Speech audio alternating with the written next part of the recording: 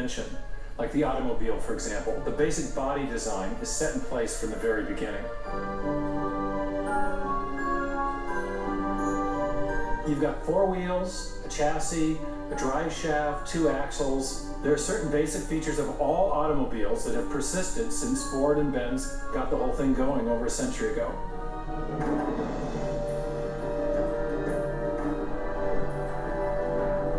In the decades that followed the introduction of the automobile's basic framework, designers and engineers have created thousands of variations on the original theme.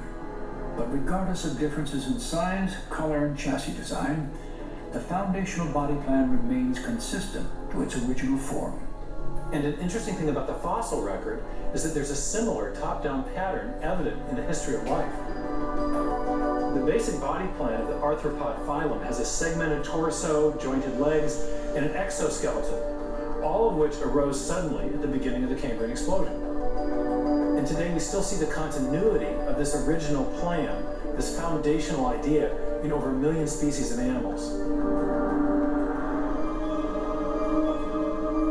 How did these new animal body plans and fundamentally new forms of life come into existence?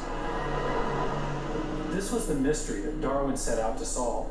But everything we've learned in biology over the last 50 years has brought this mystery back with a vengeance. How do you explain the origin of the Cambrian animals seemingly out of nowhere? This isn't just a problem of explaining the absence of evidence in the fossil record. It's also a problem of explaining everything we know about life, right down to the level of molecules and cells. The biological structure of a Cambrian trilobite was as complex and sophisticated as a modern crab. Its organs included a brain, gut, heart, and compound eyes. Each organ was constructed from specific types of cells. Each cell type was made from dozens of specialized protein molecules.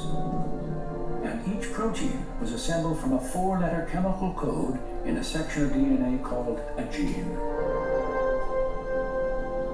Now, for the evolutionary process to transform a simple Precambrian organism like a sponge with 4 or 5 cell types into a Cambrian trilobite with at least 10 times that many different types of cells, that's a huge leap in complexity. And to make that leap, you need a vast amount of new genetic information. Where does that information come from? That's the central mystery of the Cambrian explosion.